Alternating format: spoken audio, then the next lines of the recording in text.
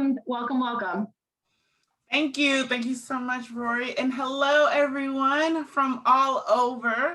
I'm excited to be here. So when I get a time allotted, I usually use all of it. So I'm going to jump into it, and I'm glad that you'll have access to this later. So if you see me breezing through it, just know that you'll be able to get back to it and take a look at it. So today we're talking about teaching critical thinking using Black history.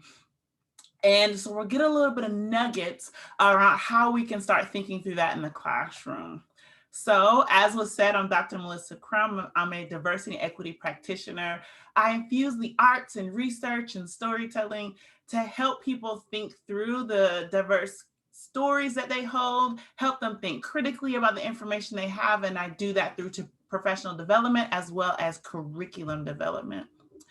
Worked with a host of different institutions across the country. But what I enjoy the most is working with teachers. I am a teacher of teachers, and I enjoy doing that work. So I'm so glad to be here. You all are my favorite people.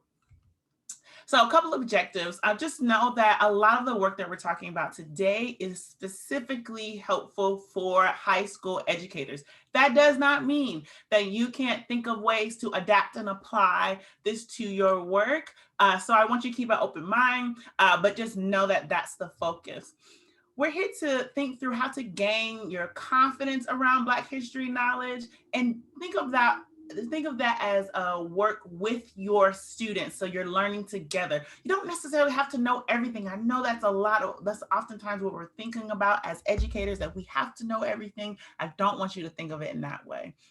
Learn some interactive activities centering Black culture and experiences that not happen around the globe, that we can start to process and think through. Learn about the resilience and brilliance and strength and genius of folks of African descent, and think about how that can apply to a couple different kinds of disciplines like English, history, social studies. Again, doesn't mean you can't think about ways to adapt this if you're teaching in another classroom. I want you to take this and kind of think about how you might be able to expand that. And then think about the complexities of this enduring history that Africans have brought wherever they were taken or placed, wherever it might be, and how that has shaped what we understand societies to be today.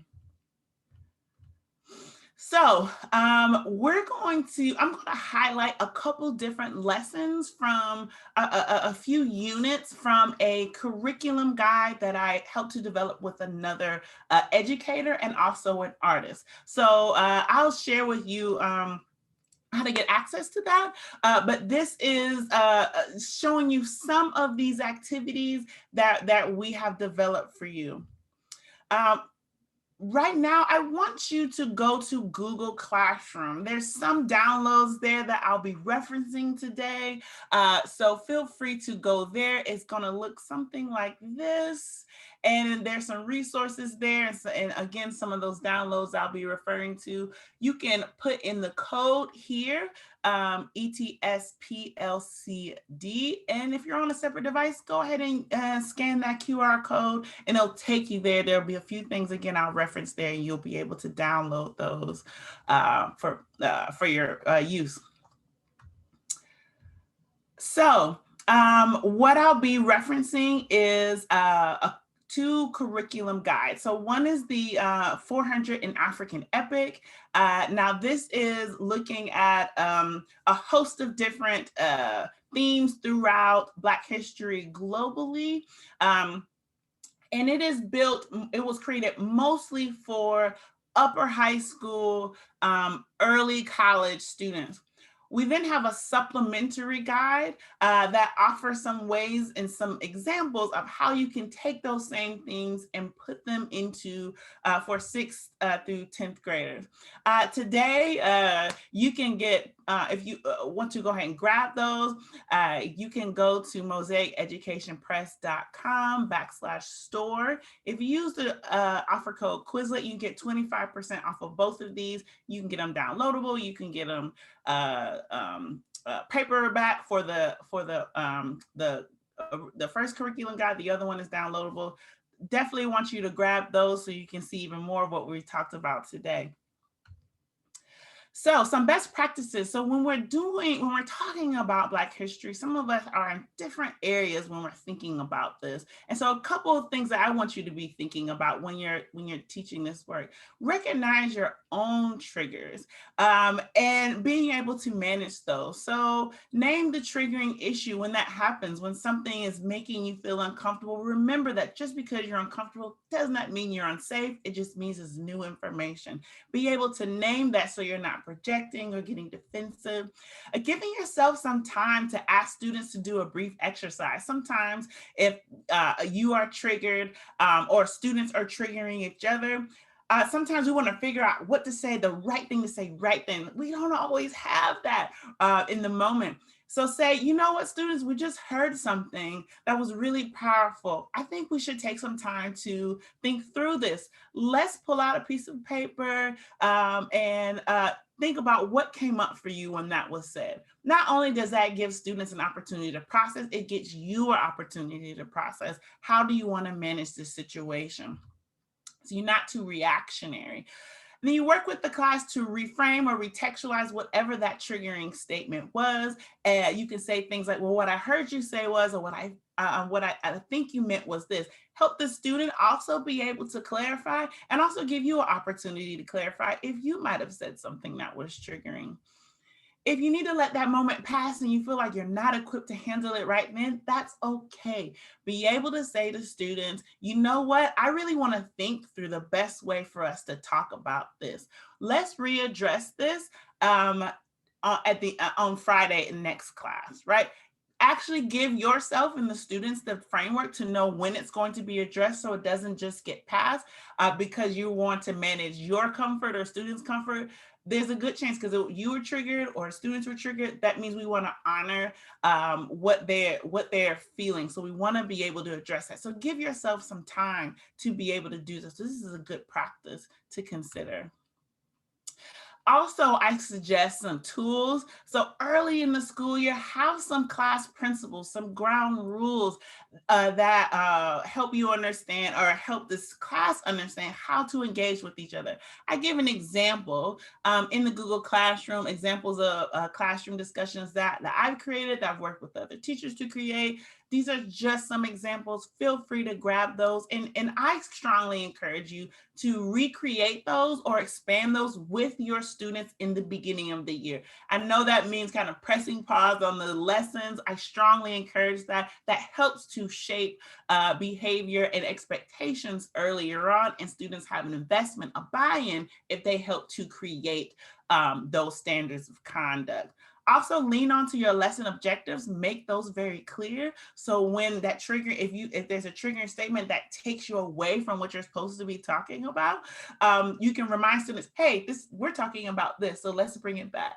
And that's helpful to redirect your students and sometimes yourself. So this curriculum guide was inspired by Dr. Mark Lomax. He's one of the few Black classically trained composers in the country. And he decided to sonically take us through African history throughout over thousands of years. And this was in response to the 400-year anniversary of the first enslaved Africans to be brought to the United States. That happened in the anniversary, if you will, was 2019.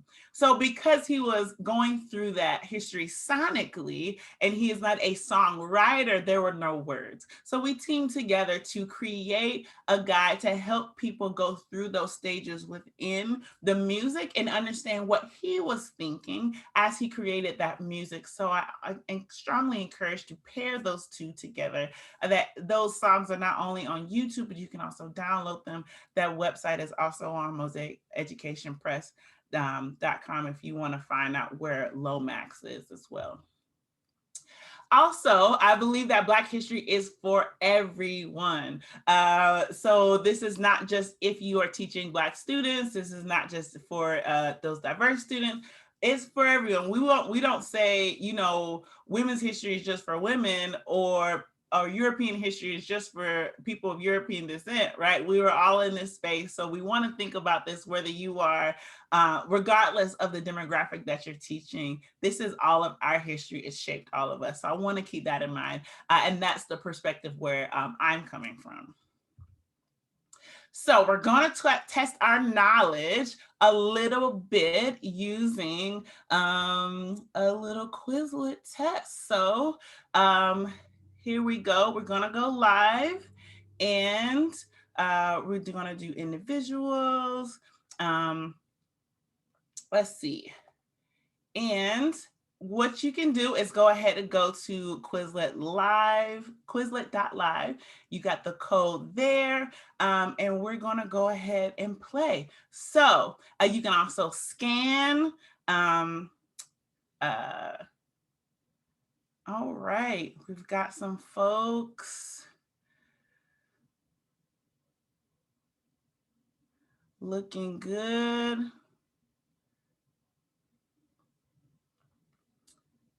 All right, so now let's go ahead and get started. I can also put this in the chat. Can I put this in the chat? I think I can put this in the chat. All right.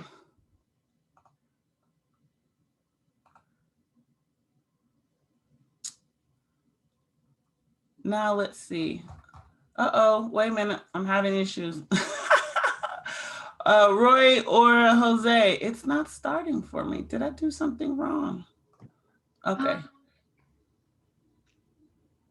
So you have plenty of people joined and you're looking to start game? Yes. I don't see your Quizlet screen anymore. It's your presentation, so I'm not sure. Oh, here we go. I think it exited out of the live. Do you have another tab with the live open? Uh-oh. Sorry, you guys. Okay. Yeah, we'll do it. We're gonna load in a new game. Sorry, everybody. Okay, one more time. All right, 358-073. 358-073. Let's join. Okay.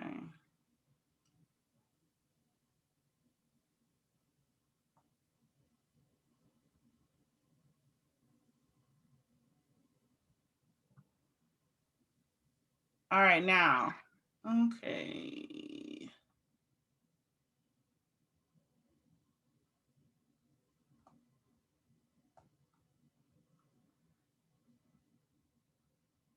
So it should be able to let me ask the questions, right? Or no? You would hit start, you're gonna hit start game, and then everyone is gonna get the questions on their screen. So I'm not getting the start game option here. Right at the top, create game. Okay, it's already created it though. Yes. So and start game. Yes. Oh. Yep. Okay. And then everyone is seeing the questions on their screen and they're answering, and this is a live view of the results right now on who is getting the correct questions done in the order. Got it. Okay. Sorry, everybody. No, you are good. Everything is good. So I'll give you a few minutes to run through those, and then we'll chat about them quickly.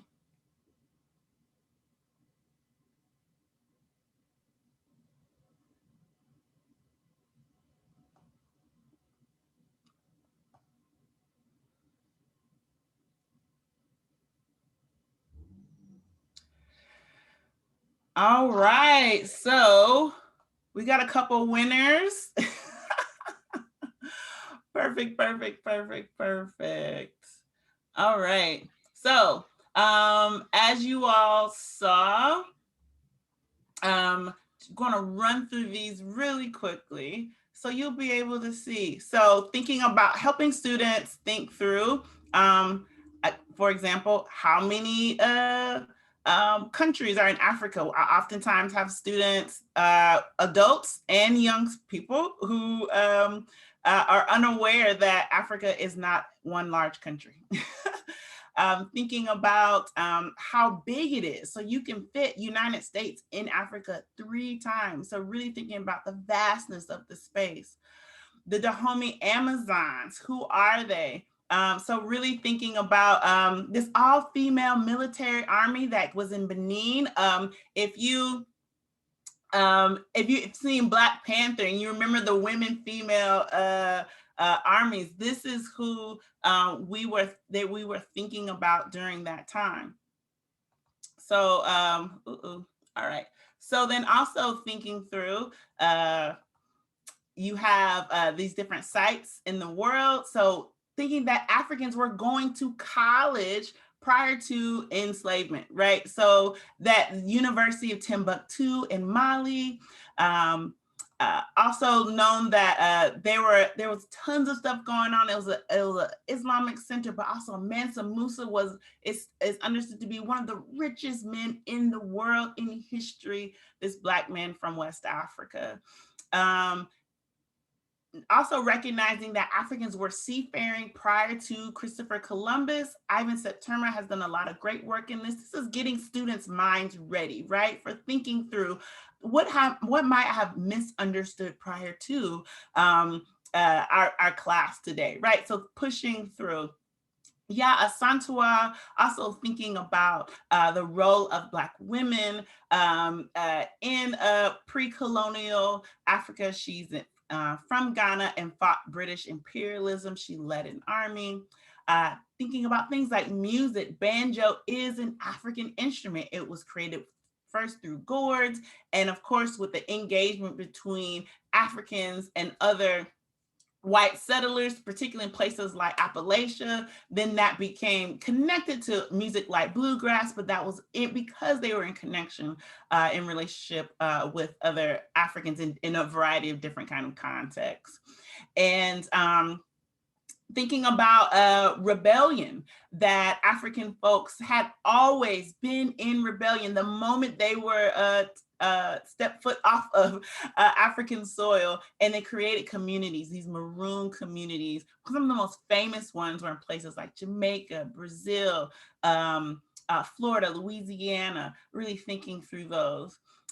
Who shared the precursor to vaccinations, learning about Onesimus, who was an enslaved West African, who essentially told his enslaver about a process they did in his community in West Africa about that was essentially the precursor to what we understand to be vaccinations today. So thinking about the intellect that Africans brought to this space and kind of really preparing students for the information that what's to come. So thank you all for preparing, for playing along. So in this work, you'll also, in the curriculum guide, and even in our talk today, you're gonna see the different spellings of Africa. So it comes from this concept from Hakeem Mbutu that does this, if you will, a linguistic kind of pushback against the spelling of Africa. So prior to colonizing, so that's particular handful of European countries coming to colonize or take over areas within Africa. Africans often used K's to spell things, or this particular type of spelling of countries.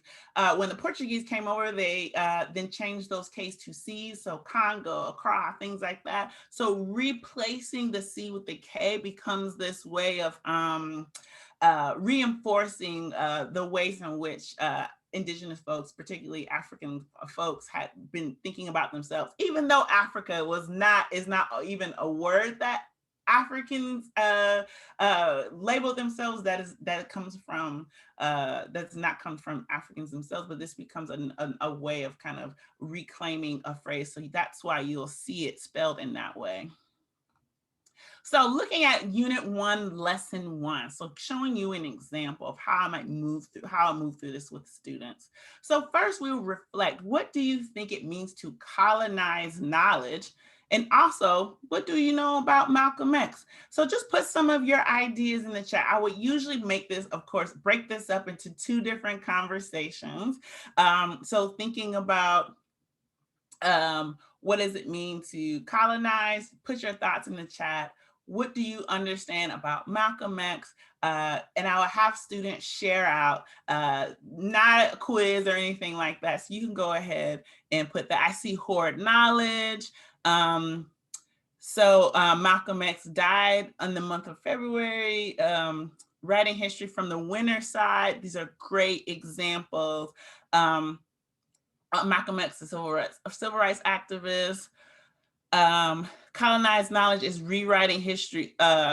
Exactly. Malcolm X was Muslim. Absolutely. These are all great things. And so it's great when you have students chat or share these out to write them out. Or have a way of collecting so students feel honored and recognize that their voice is being considered, or sometimes just repeating it, right? Similar to what I'm doing here. As much as I can read through the chat as quickly as possible. So great, thank you all for that. So I usually then share this video that does a really quick review of Malcolm X. So recognizing that Malcolm X first had, in his early life, was shaped through really oppressive terrorism, right? So his father was brutally murdered by white terrorists. His house was burnt down by terrorists. The fire department and the police department, when they found out that the house that was on fire was from a Black family, they watched it burn. So that really shaped his understanding of white Americans. But then not only when he became Muslim, but then he went to Mecca, which is the journey that many Muslims take. He saw Muslims of all races. He was there with Black Muslims, Arab Muslims, white Muslims, and that really reshaped what he understood, how he was thinking about race and racism. And like, oh, this isn't all white people. This happens to be what I'm experiencing in the United States. And there's particular ways in which systems are set up that allowed that to happen for me growing up. And so understanding his personal challenges, his early stages, but also his evolution becomes really important. So then I have students take a look at this excerpt of a speech he has. Again, this is on the Google Classrooms for you to reference. I get students in groups about 5 or 6, and they choose a reader and a scribe. Now, I like to pick ways for students to be leaders. Oftentimes students will default to the student that's most talkative, or we'll pick the student that we think has good leadership capabilities. But I'll pick something a little bit innocuous, like the 2 people who have the most siblings, or the 2 people who are wearing flip-flops today, or something that doesn't really maybe point out any inequities within students. So not saying who's traveled to the most countries, not something like that, but something a little innocuous that gives students other opportunities to be leaders in these ways. That handout also has some excerpts, some questions for students to take a look at, and we share that out in class. And so there's several different ways we then move through that. In this excerpt, he addresses a few things. So one, he talks about that Black civilizations have been around for a very long time. And he particularly points out Black civilizations in the Middle East, called the Sumerians, that would be in present day Iraq in the Tigris-Euphrates rivers. So thinking about how much do we know about African-American, or what he called Afro-American history. Africans had universities, there were inventors, artists, scientists, artisans, mathematicians prior to the quote unquote discovery of America. So thinking about what was existing on that huge continent, before those Africans were brought to the United States, were taken and brought to the Caribbean, right? Because Black people are not indigenous to the Caribbean or indigenous to South America. They were brought there from Africa. So what did they bring with them? When you start digging into what was already there, we can start expanding what was that culture and that knowledge that helped to build the spaces where they were put in.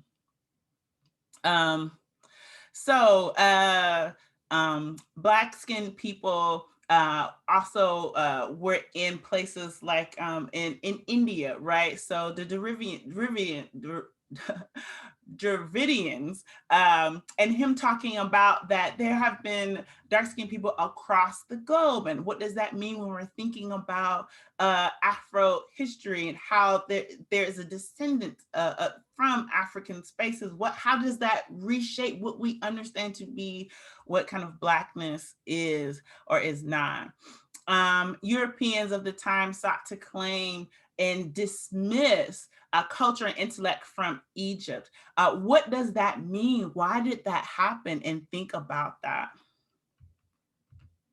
So I like to show students maps to help students get an understanding. So he talks a bit about Egyptian history, and some of that history that he focuses on is a place called Kush. So this is an ancient civilization that was in South Egypt, but also much of present day Sudan. And so showing them where these spaces are. And then in connection to a larger space. So again, I show this map not only to get students get a spatial understanding, but the way Egypt has been contextualized much in our minds is that it is not an African country.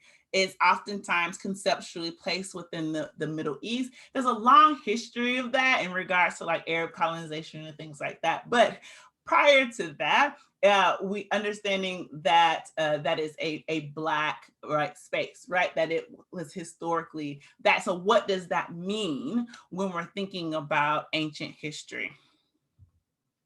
I then show them this video from Dr. Davies, who talks about this history of Egyptologists and archaeologists and their relationship to Nubia. And Nubia is also a space in ancient Egypt, understood to be a Black space of mathematicians and inventors and et cetera, artisans and things like that.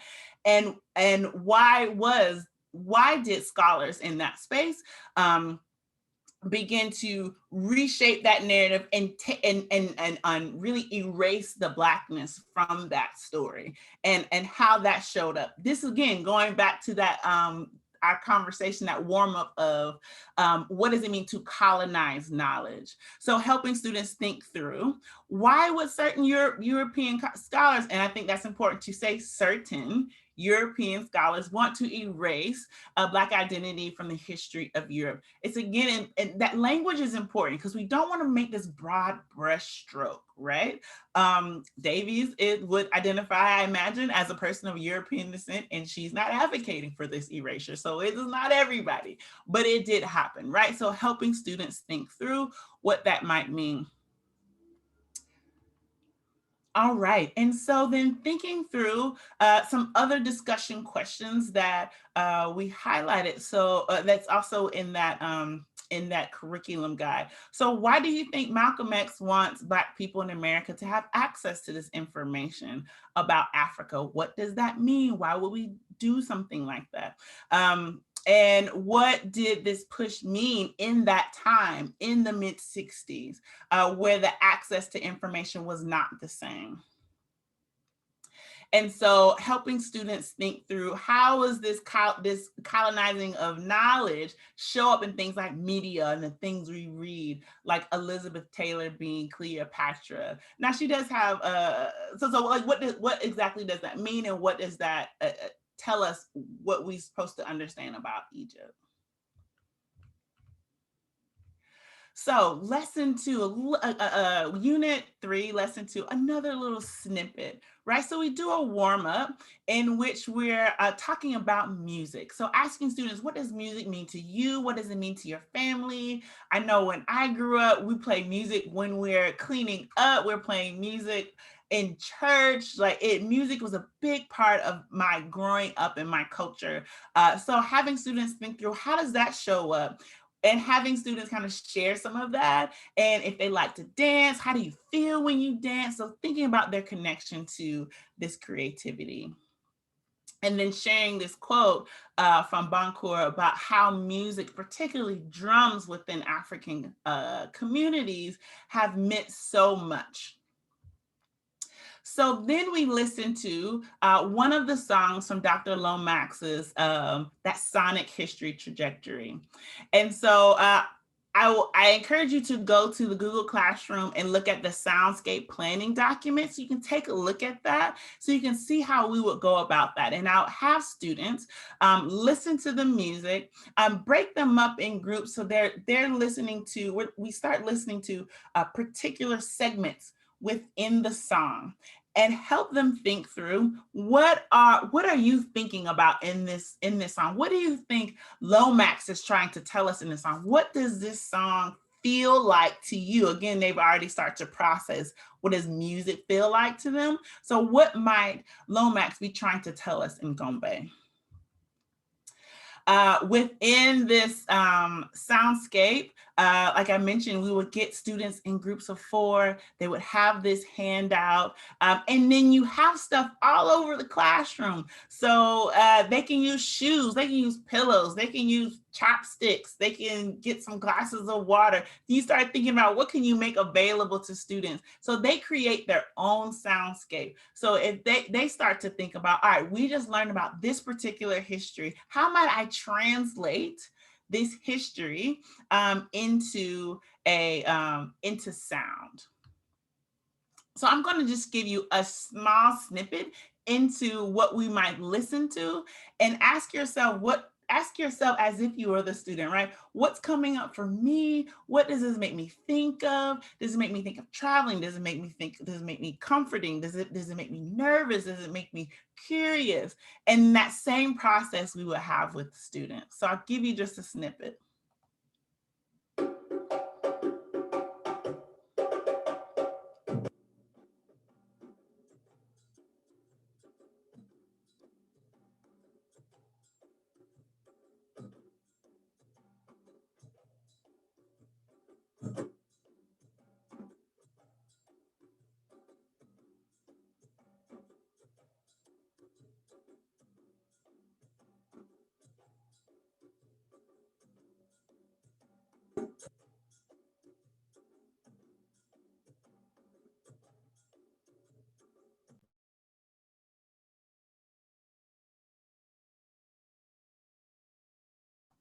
All right, were you all able to hear that? I heard that the sound was dropping. Oh, okay.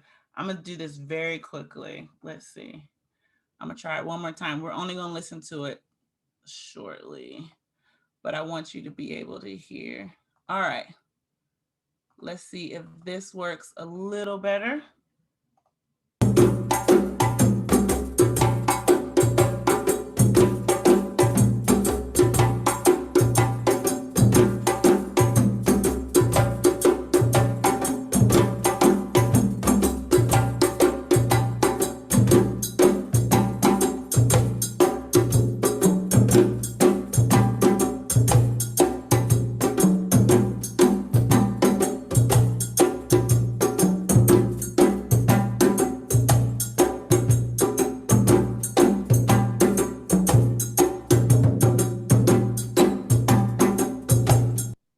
So I hear it sounds like we're very playful, we're walking. So great. So you're thinking about what's coming up for you. So students might, oh, this sounds like people are traveling. Where are they moving to? They can start creating a story around that. And if that's what they're hearing in this, are they excited about where they're going? Does it sound like people are anxious about going? Or are they traveling in fear? Are they excited? What does it feel like? And then they can start thinking about whatever information they start taking from what they've been learning, whether it be about Malcolm Malcolm X? What would it be about his journey, right? It can be a metaphorical journey that we learned about, or his actual journey, for example, to his Hajj, to Mecca. So thinking about also their personal journey as their learnings and information, how might they as groups describe that sonically? And you have that sound document to start thinking through what might that be like. And it's been phenomenal. Students really enjoy the Soundscape document. So I enjoy this because it's also a way of communicating in an inclusive way, right? So students are able to, their project is creating this music, right? And they have to explain it now as a group, but it's another kind of creative way of demonstrating understanding, right? And so again, students really enjoy that. They get to make noise regardless of their age, right? 12th graders are like clapping their shoes together, like creating a band with things, right? It's super fun. All right, and the last thing I want to share with you is from Unit 3, Lesson 4.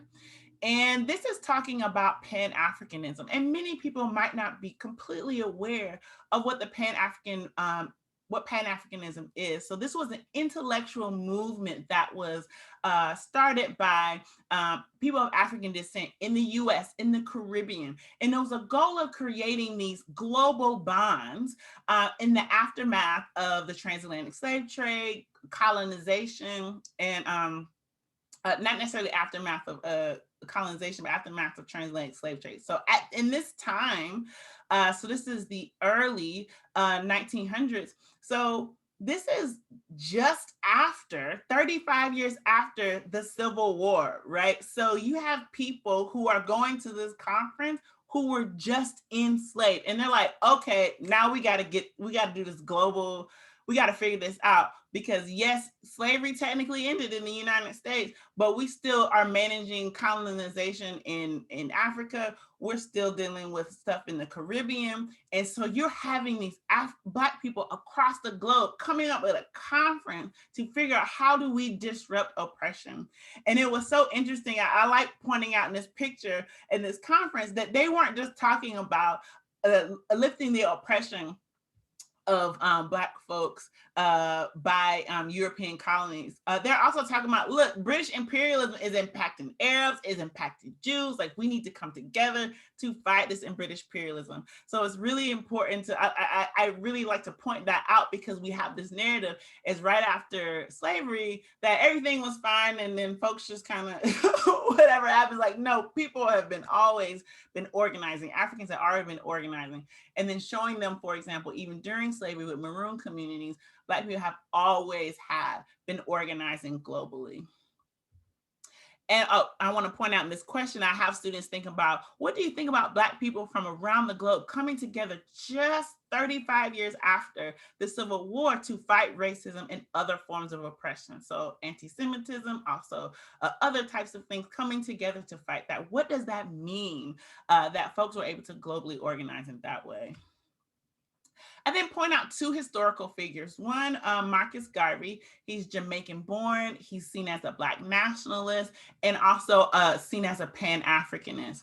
He really sought to unify people of African descent across the globe as well.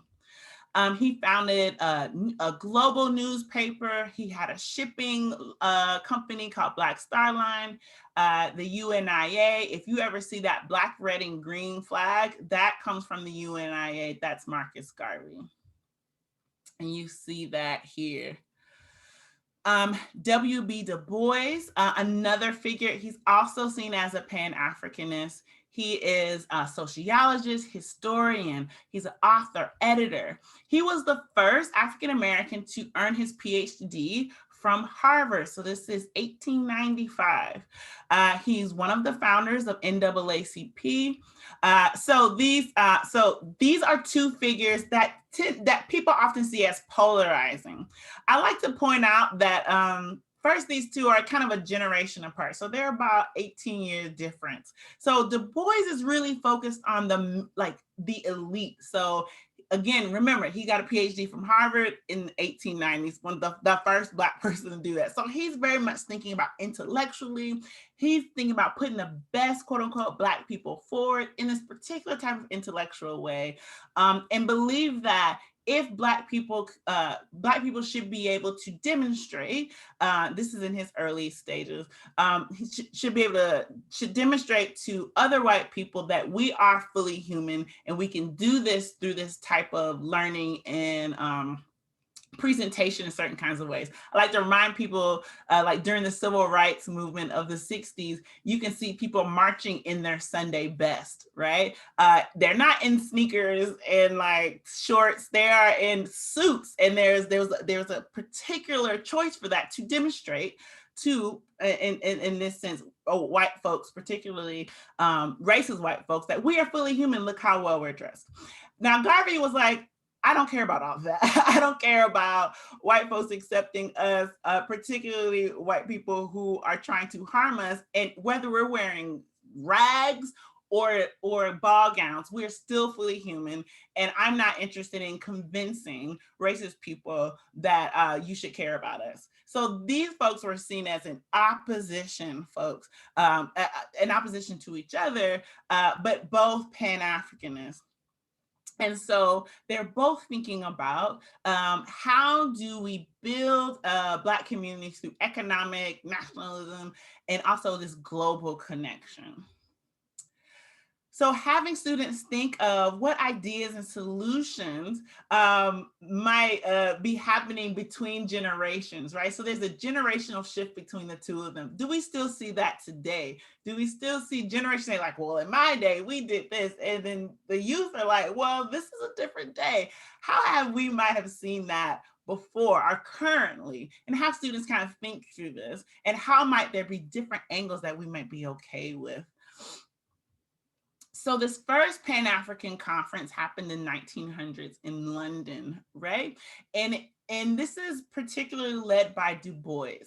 And so he's saying that the center question we need to be thinking about is how, to quote him, Negroes are to lead in the rise of Africa, or whether they must always and everywhere follow the guidance of white folks. So he was saying, essentially, we can create and build and sustain our own communities, but there is also a level of not performance, but this convincing that he also thought was necessary through like dress and learning and things like that. So you have all of these folks across the globe. Now I'll share this. I didn't give these students this download of this map. So I tell students about this Pan-African Congress again in 1900s. It was a 3-day event that brought 57 leaders and activists across Africa, England, the different Americas, West Indies, to really think about what does it mean to support this global connection. Now, what's important here is that representatives that came to this Congress were limited by their governments. Remember, in 1900s, you still had colonization. So example, we say the British West Indies. That's because Britain was in control of those islands, right? And a way I like to tell students to think about which European countries were controlling certain areas, think about the language that was spoken there. So Haiti, people speak French. France had colonized that space. Jamaica, English, that's Britain. Who speaks Spanish? You can start Puerto Rico, right? That is Spain. We sometimes forget that Spanish is a European language. And so whatever European language was spoken outside of that country, that lets you know what European country had colonized and often enforced either enslaved those folks or had some other type of oppressive regime. Well, that was still going on in the early 1900s. So those colonizing European countries limited those representatives from attending this conference. So having students think about why would they do such a thing like that? Again, colonizing knowledge and also having these limited spaces. What would that mean for that? So then I have students look at the Freedom Charter of 1955. So this is when those opposing, quote unquote, opposing forces, Du Bois and Garvey, they came together to write this charter in 1955. 55 is important. Again, I like to help students think contextually. Sometimes with this work, I'll have them do a timeline of major events. So 1955 is 10 years, about 10 years before the signing of the Civil Rights Act, Martin Luther King, voting rights. So 1955, African Americans in the United States did not have access to vote. We're still in Jim Crow, separate but equal, quote unquote, separate but equal, water fountains, schools, segregation, all of those types of things. So I have them get into groups of 5, and each of these, and the students then look at the different charters and elements of the charter. Here is an example of what it looks like. So I have students read the charter, and they'll pick of the 2, I will assign 2 of the pieces of the charter for each of the groups. They read each of them, things like people shall govern, all national groups shall have equal rights, the land shall be shared among those who work it, all shall be equal before the law. Again, remember, we're in the middle of Jim Crow. People shall share in the country's wealth.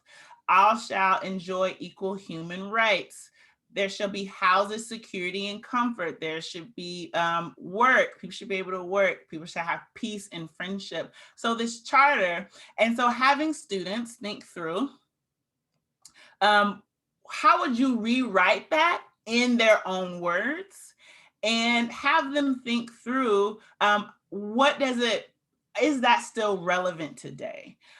In what ways should we still be thinking about this charter so many years later? Have we actually reached that charter in this larger, whether it be global sense or particularly in whatever respective country you're in? Also, I would have them name 2 ways that it is helpful today. So put it in their own terms. What does it mean for today? And think through how we gotten there. And they will present this in a larger group.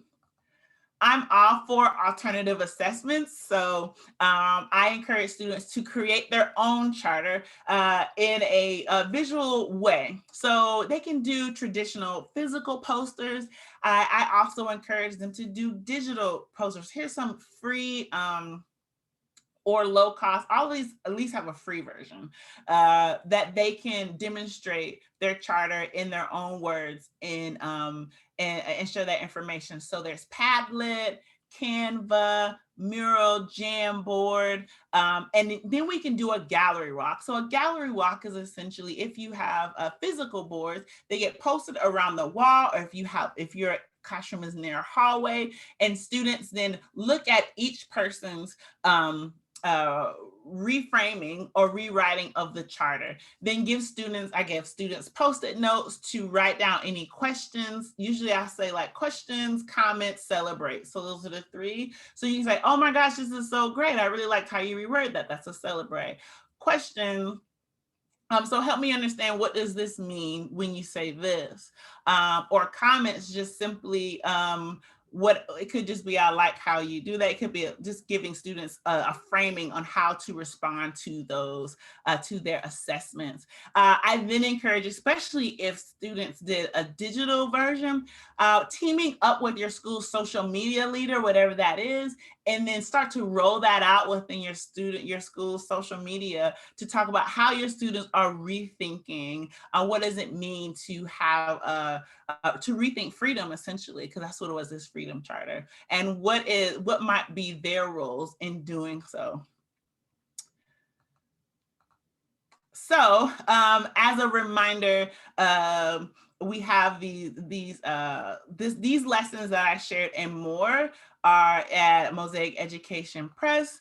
You can use your scan the QR code, you'll take you right there, or you can go to mosaiceducationpress.com/store. Use Quizlet for 25% off, but also the handouts that I mentioned, as well as examples of classroom discussions, are all in that Google Classroom that I shared with you earlier. I can also put that link in the chat again for those who may not have caught it before. Let's see. Dr. Crum, we are so thankful for this presentation. You are just an incredible source of information and knowledge. I think we've all been blown away by all the information that you've shared. Our teachers were trying to log into the Google Classroom right from the beginning, and we're having a little bit of an issue logging into Google Classroom. So I know you just dropped the link in, so I'm hoping that everyone here can try to possibly join. Again, you said it was ETSPLCD. Yes. Let's see. So it looks like it's open. It's telling me it's open. You all let me know. I'm putting, okay, so you will, I believe you'll have to sign in through your Google account. So if you do not have a Gmail or a Google account, I think you will have to create one, but it's free. If you create your Google account, then you'll have access to it, and to not only the link to the Quizlet. So if you want to use that same test that we did today, it's already created. You'll have access to it. The link is there for you to go ahead and reappropriate that if you want to use it in your classroom, as well as some of those other handouts and things. Somebody's asking for the link. I'll put it in there again. Oh, wait a minute. Hold on. Let's see. Oh, I know what I was doing. I sent it to myself. Yep. I'm doing better about this. All right. So now the link is there. Let's see. In the class code. Let me know if that was helpful. All right, so now we're gonna, if everybody was able to get that, I will go ahead and, Roy, do we have any Q&As? We have a few questions. We only have a few minutes left, so I'm gonna read a couple of these questions and see if there's something that you want to answer. The first one is from Elaine. She said, I teach cooking and try to incorporate diversity into my classes through history of cooking.